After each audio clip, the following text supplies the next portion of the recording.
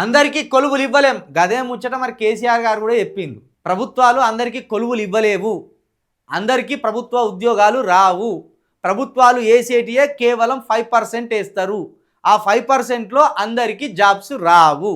40 లక్షల నిరుద్యోగులు ఉంటే ఏ 5 లక్షల మందికో 6 లక్షల మందికో ప్రభుత్వ ఉద్యోగాలు వస్తాయి. అవి కూడా ఎప్పుడు కాలం గడిచే కొద్దీ 6 లక్షల ఉద్యోగాలను ఫుల్ఫిల్ చేస్తూ అంటారు. ప్రతి సంవత్సరం 6 లక్షల ఉద్యోగాలు ఏం వాళ్ళు రిటైర్ గారు. ఏ 5,000 మందో 10,000 మందో రిటైర్ అవుతా అంటారు. మళ్ళీ అవి ఫుల్ఫిల్ చేయాలి. ఈ ముచ్చటే కదా గత కాలంలో కేసీఆర్ గారు చెప్పింది. అప్పుడు ఏమన్నారు మీరు? తెలంగాణలో నిరుద్యోగం పెరిగిపోయింది, నిరుద్యోగులందరూ దోపిడీదారులుగా మారుతున్నారు, రౌడీలుగా మారుతున్నారు, తాగుబోతులుగా మారుతున్నారు, హంతకులుగా మారుతున్నారు, ఇది కేసీఆర్ పాపం అన్నారు. మరి ఇప్పుడు మీకు అర్థమవుతుంది అధికారంలోకి వచ్చినాక ప్రభుత్వం అందరికీ ప్రభుత్వ ఉద్యోగాలు ఇవ్వలేదని మాకు తెలుసు. కాకపోతే ప్రైవేట్ సెక్టర్లో అయినా వాళ్ళకు ఉద్యోగాలు కల్పించాలి కదా.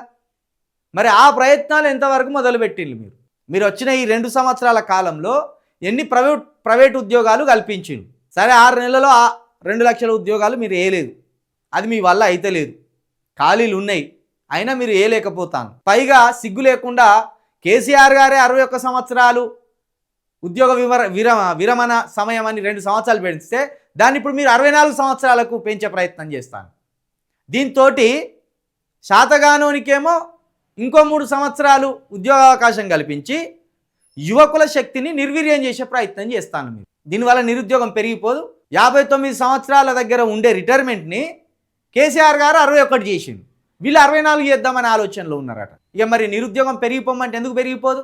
కాబట్టి మీకు ఇప్పుడు అర్థమవుతుంది నిరుద్యోగులు ఎంత గోసపడతాననేది మీకు ఇప్పుడు అర్థం కావాలి.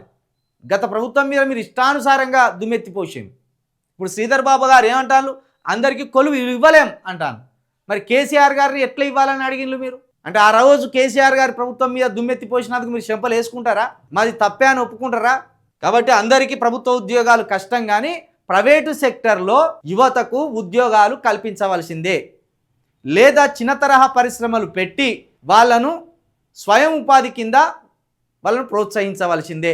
లేకపోతే నిజంగానే నిరుద్యోగ యువత పెరిగిపోతుంది, యువత శక్తిని వాడుకోలేక రాష్ట్రం ఆగమవుతుంది. అందరికీ కొలువులు ఇవ్వలేం, ప్రభుత్వ రంగంలో ఉపాధి కావాలంటే కుదరదు, నిరుద్యోగుల ఆశలపై నీళ్లు జల్లిన మంత్రి దుద్దిల్ల శ్రీధర్ బాబు.